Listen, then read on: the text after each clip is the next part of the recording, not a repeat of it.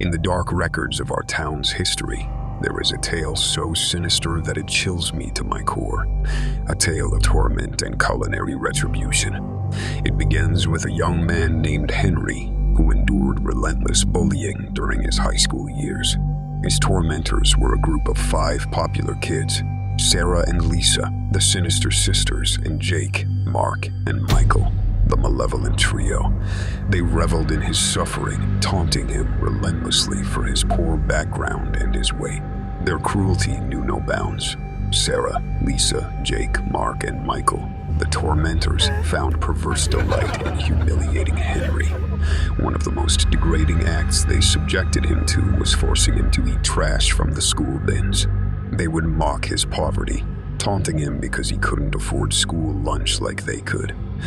The act left Henry scarred, both emotionally and physically. After basketball games, when the gym floor was caked with sweat and grime, the bullies would corner Henry.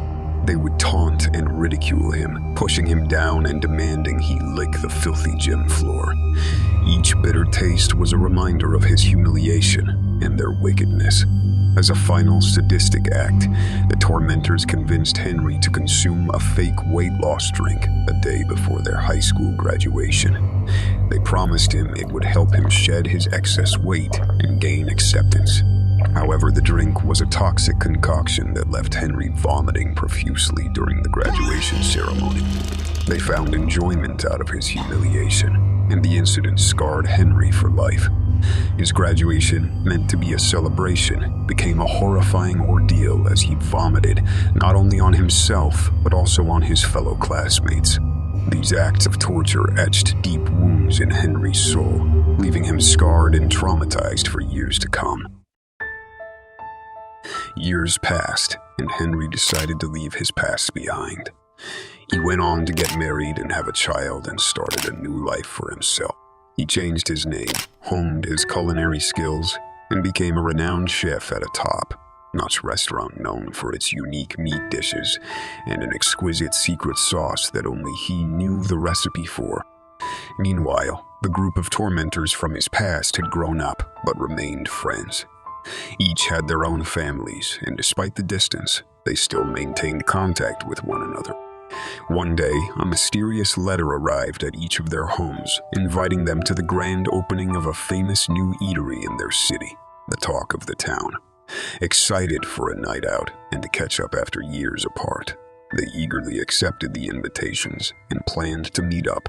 As they joined, night had fallen, casting an eerie shroud over their reunion. They were the only guests, but the anticipation of the restaurant's grand opening masked any suspicion.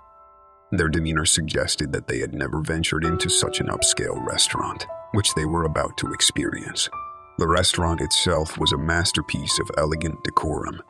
The dimly lit dining room was dressed with rich, dark wood and costly furnishings. The ambiance was a careful blend of sophistication and intimacy, an ideal setting for their reunion. The stylish surroundings masked any concerns they may had about being the sole guests, as the allure of the grand opening overpowered any lingering doubts.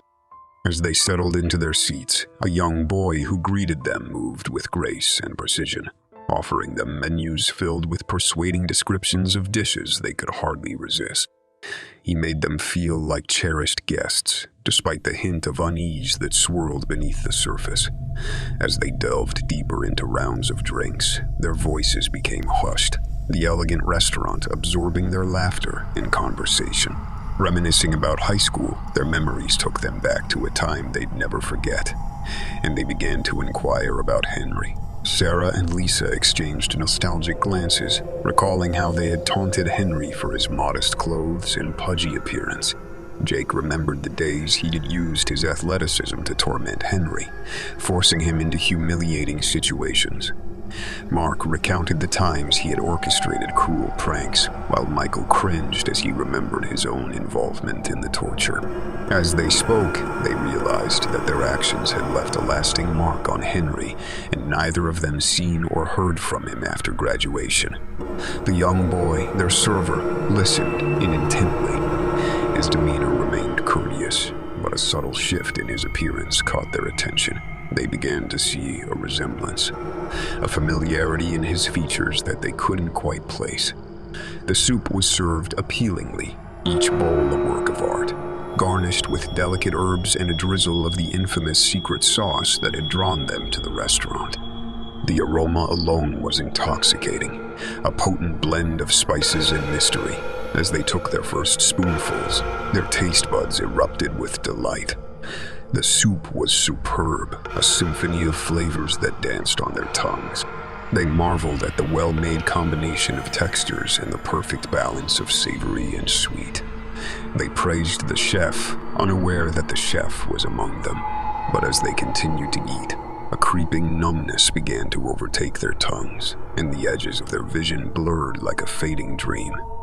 Panic set in as they struggled to comprehend what was happening. Their attempts to speak and question the boy were futile, their voices reduced to incomprehensible whispers. The boy's face, once an enigma, became eerily familiar. His eyes held a haunting recognition that sent shivers down their spines. It was then, in their disoriented state, that the truth began to dawn on them, a horrifying revelation that would soon plunge them into a nightmare from which they could never awaken. Do you remember the name Henry Taloe? Silence fell over the table, broken only by the distant hum of the restaurant's ambience. The bullies exchanged uncertain glances, the name stirring memories they had long tried to bury.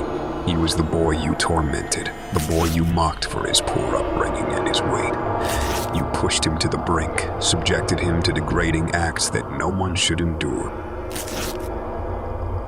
A heavy silence hung in the air as the group absorbed the gravity of their actions. Guilt gnawed at their hearts as they realized the torment they had inflicted, unaware of the consequences it had brought. He carried the scars of your cruelty into adulthood. The abuse you unleashed upon him never truly faded, haunting his every step, poisoning his life.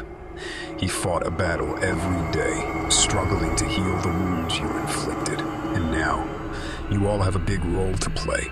You see, the reason why our restaurant is so prominent and can never be duplicated is because of our choice in meat. Human flesh is the secret ingredient that sends customers in a crave for more with the special sauce, drained from the body's blood. It's just all too good in taking a glance. The looks of your bodies, they don't look too rotten to eat, so you will be the centerpiece of our true grand opening tomorrow. Your flesh will grace our menu. One by one, I led them into a nightmarish banquet of my own design. The grinding of bones and flesh echoed through the kitchen, but it was music to my ears as their bodies were reduced to a pulsating meat mixture. Their screams were silenced forever, replaced by the cold, mechanical churning of the grinder. It was an admirable transformation, a poetic justice served in the most delighted manner imaginable. Every crunch, crackle, and mush intensified and filled the atmosphere as their voices grew faint, and their eyes lost their luster as I methodically exacted my revenge. Their lifeless bodies, being twisted in agony, vanished into the abyss, leaving no trace behind. It's like I could taste the revenge right on my tongue. As I collected the results of my vengeance, the once vibrant abusers had become nothing more than a macabre blend of flesh and bone. Their ill treatment had come full circle, and the meat grinder had turned their existence into an ingredient for the restaurant's menu.